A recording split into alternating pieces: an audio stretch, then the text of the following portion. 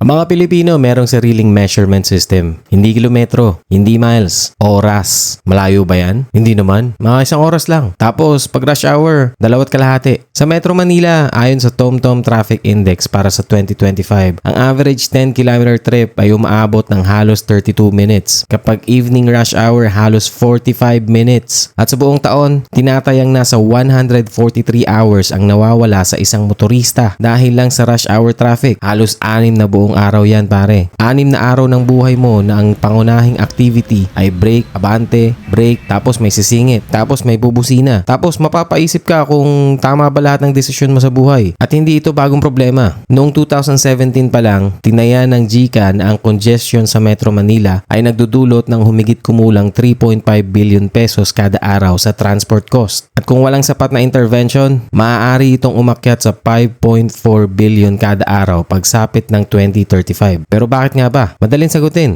Kasi madaming sasakyan. Tama, pero kalahati pa lang yan ang problema. Dahil ang traffic sa Pilipinas ay hindi lang problema ng kotse. Problema ito kung paano natin itinayo ang mga syudad at kung paano natin pinapagalaw ang mga tao at kung gaano katagal nating hinabol ang problemang matagal nang tumatakbo. Para maintindihan ng traffic, isipin natin ang Metro Manila hindi bilang isang city, kundi parang bahay na ilang dekadang dinadagdagan ng kwarto. May extension dito, may second floor doon, may bagong kusina, may garahe, may rooftop. Ang problema, hindi mo pinalaki ang hallway. Noong 2020, mahigit 13.48 million na ang populasyon ng National Capital Region. At hindi lang ang NCR ang lumalaki. Unti-unting lumalawak ang urban area papuntang Bulacan, Rizal, Laguna at Cavite. Habang maraming trabaho, negosyo, paaralan at serbisyo ang nananatiling konektado sa Metro Manila. Kaya normal na ngayon ang ganitong buhay. Nakatira ka sa Cavite, trabaho mo sa Makati, o taga Rizal ka, opisina mo nasa BGC. Mas mura nga ang bahay mo sa labas ng Metro Manila pero congratulations, nakakuha ka rin ng part-time job bilang commuter. Ayon sa mga transport studies, patuloy na lumalawak ang Greater Manila patungo sa mga kalapit na probinsya. At habang lumalayo ang residential areas mula sa major business districts, humahaba rin ang kailangang biyahe ng mga tao araw-araw. At habang lumalawak ang urban area, dumadami rin syempre ang mga sasakyan. Sa GCA roadmap mula 2006 hanggang 2015, lumaki ng humigit kumulang 1.5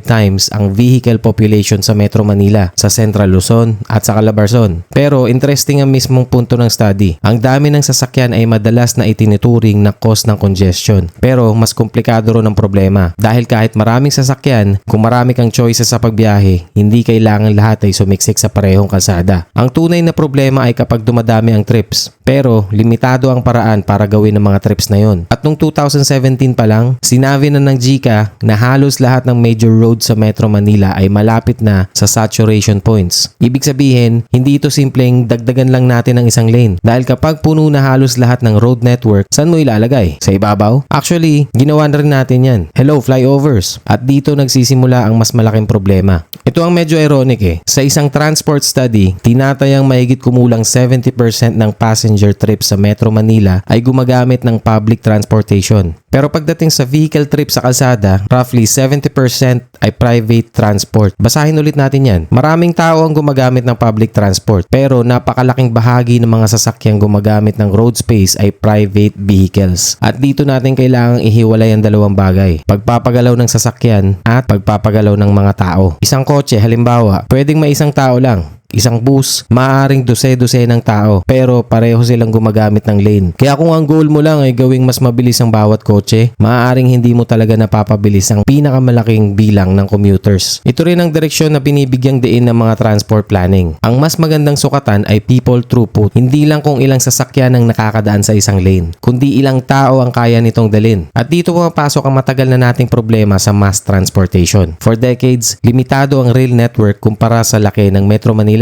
Noong 2015, wala pang 5% ng commuting market ang railways ayon sa GCA. May mga panahon din bumababa ang ridership dahil sa kakulangan ng available trains at pag-decline ng service. Kaya kung hindi convenient ang tren at mas mahaba ang pila sa bus, naiintindihan mo na kung bakit kapag kaya nang bumili ng tao ng kotse o motor, bibili talaga sila. Hindi palaging dahil sosyal. Minsan dahil pagod na siyang makipag-wrestling sa commute araw-araw. At may magandang halimbawa dito, ang BGC. Ang Bonifacio Global City ay originally envisioned na magkaroon magkaroon ng Central Railway access. Pero dahil sa delays at changes sa railway development, naging isang malaking business district ito na matagal na heavily dependent sa road transport at private vehicles. Ngayon isipin mo, libu-libong tao ang sabay-sabay papasok sa isang business district. Libu-libo rin ang lalabas sa gabi. Tapos limitado ang entrances, exits, intersections at transit options. Parang sinihan sa isang pinto lang ang bukas pagkatapos ng Avengers. Kahit disiplinado lahat, magsisiksikan talaga tayo. At dagdag pa dito, ang paraan ng pamamahala. Ang traffic ay walang pakialam kung boundary na ng Makati, Mandaluyong, Pasig o Quezon City. Pero ang transport network ay hinahawakan ng iba't ibang LGUs at national agencies. May MMDA, DPWH, DOTR, may city governments. May iba't ibang enforcement, road projects, traffic signals at local priorities. Kaya matagal nang binibigyang diin ng transport planners ang pangangailangan ng mas integrated na coordination sa Greater Manila. Dahil hindi humihinto ang traffic sa city boundary dahil lang may karatulang welcome to Pasig. At kahit maliit na problema lang ng isang intersection, maling signal timing, double parking, loading at unloading, intersection na masikip, lane na biglang nawawala, pwedeng kumalat ang pila pabalik sa susunod na intersection. Parang traffic version ng domino. Isa lang ang bumagsak, lahat tayo damay. Kapag traffic, instinct natin, dagdagan ang kalsada. Make sense. Kung maliit ang tubo, palakihin mo. Pero sa isang malaking city, may problema. Limited ang lupa. May buildings, may bahay, may negosyo, may utilities, may existing communities. At eventually, wala ka nang mapaglalagyan ng bagong lane maliban kung gusto mong gawing parking lot ang buong Metro Manila. Kaya malinaw din ang conclusion ng maraming transport studies. May limitasyon ang road expansions habang patuloy lamang tumataas ang travel demand. Para sa isang metropolis na kasing laki ng Metro Manila, hindi pwedeng walang malawak at reliable na mass transit network. Hindi ibig sabihin na walang silbi ang expressways, flyover o road widening. Kailangan natin ng mga yon. Pero hindi sila complete solution. Parang painkiller. Mahalaga kapag masakit. Pero kung araw-araw kang umiinom dahil hindi mo ginagamot ang dahilan ng sakit, may mas malaking problema tayo. Ang long-term solution ay bigyan ng mga tao ng dahilan para hindi na kailangan gumamit ng sariling sasakyan sa bawat biyahe. Reliable trains, maayos na buses, routes na magkakakonekta, stations na madaling lipatan, safe sidewalks, bike connections, efficient jeepney and feeder routes, at mga residential areas na hindi kailangan dalawang probinsya ang tawirin bago makarating sa trabaho. Yan ang konsepto ng transit-oriented development. Hindi lang tayo gumagawa ng tren. Inaayos natin ang syudad sa paligid ng public transportation. Bahay, opisina, mall, school, public spaces, transport terminals, mas magkakalapit. Dahil minsan, ang pinakamagandang paraan para bawasan ng traffic ay hindi gawing mas mabilis ang 30-kilometer commute. Kung hindi, gawing unnecessary ang 30-kilometer commute. At may mas mabilis ding improvements habang inaantay ang malalaking infrastructure projects. Better intersection design, coordinated traffic lights, removal of bottlenecks, consistent enforcement, real-time data traffic, mas maayos na loading at unloading areas, mas malinaw na lane management. Noong 2025, nagsimula rin ang panibagong GCA MMDA project para palawakin ang paggamit ng Intelligent Transport Systems o ITS. Kasama rito ang mas maayos na traffic information at data management. Sa isang estimate ng GCA roadmap, kung mapapataas lamang ng 10% ang effective capacity ng existing roads sa pamamagitan ng better traffic management, pwedeng magkaroon ng malaking reduction sa congestion cost. Walang bagong expressway, walang demolition. Mas maayos lang ang paggamit sa kalsadang meron na tayo. Kaya hindi rin tama na ang isisi bagsak lang sa pasaway na driver, jeepney, motor, bus, private car. Lahat sila bahagi lang ng traffic. Pero ang congestion ng isang metropolis ay isang system problem. Kapag hindi attractive ang public transport, bibili ng sasakyan ng mga may kakayahan. Kapag dumadami ang sasakyan, sasabihin natin kailangan ng mas maraming kalsada. At kapag lumawak ang kalsada, mas lalong nagiging convenient ang private vehicle. Habang ang commuter, ayun, naghihintay pa rin.